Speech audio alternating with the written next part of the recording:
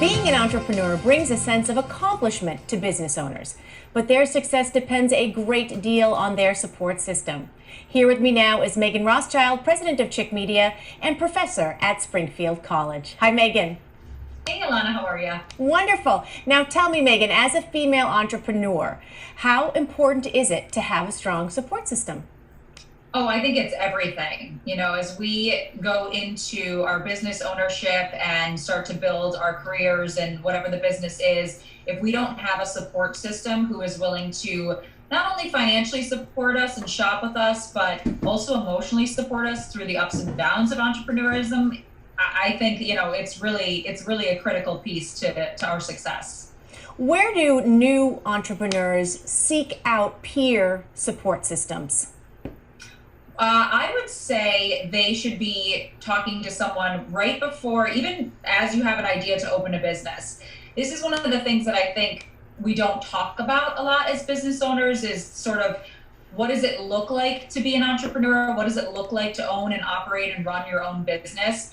And no one really prepares you for the substantial ups and downs and the emotional roller coaster that goes into that. We always talk about a business plan and budgets and how you're going to operate the company, but nobody talks about that emotional piece and how it really is ups and downs. There's really no other way to describe it. And I think reaching out to support and peers and other people who have done this before you get started on your own journey could really help set you up for success.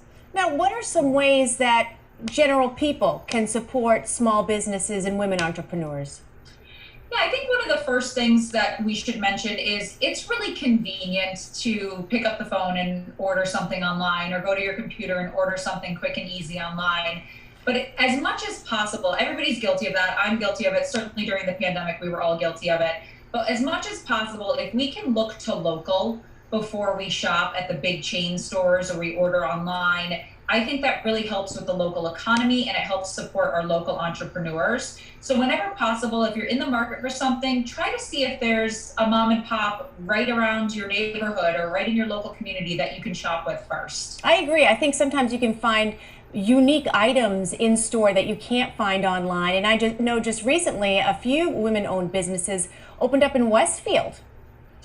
Yes, absolutely. That's a huge part, especially if you're buying gifts or you're buying clothing or, like you said, something that you want it to be unique. If we go to some of the chain stores or the mall, we are buying the same stuff that everybody can get all over the country. But if we're shopping local, particularly with a lot of these local boutiques, we can really find unique birthday gifts, unique items for ourselves that you can't get at the big chain stores. And I think that's really cool because you want to have your own individuality and flair with what you're wearing and what you're shopping for. So I think that's one of the benefits of shopping local for sure. Absolutely a huge advantage. Now, there's also a way that we can help through social media. Can you talk about that?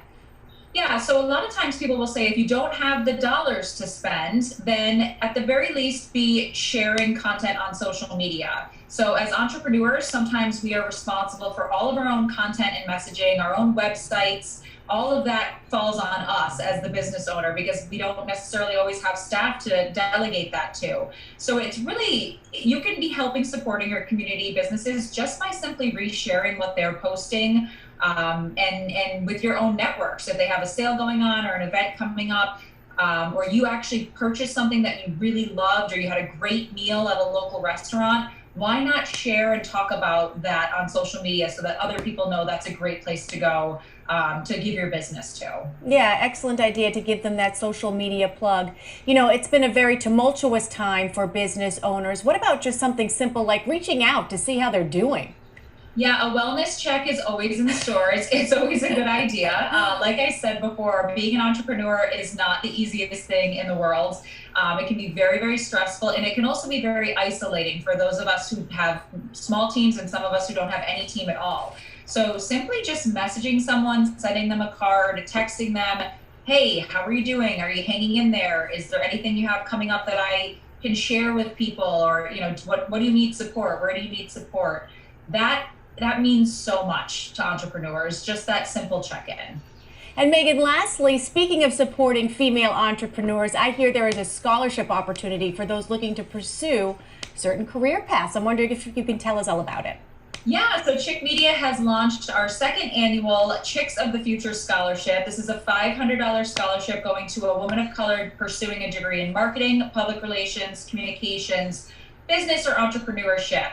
So we try to do this every year, and we actually have really exciting news. Another local women-owned business, Summerlin Floors, has decided to match this scholarship. So we're actually going to be giving away two $500 scholarships. So this is something that we do to give back to the community, and the deadline to apply is May 1st. So definitely head to our website and learn about the application process. All right, that sounds like a great opportunity. Meghan Rothschild, president of Chick Media, thanks so much for joining me today. Thank you for having me.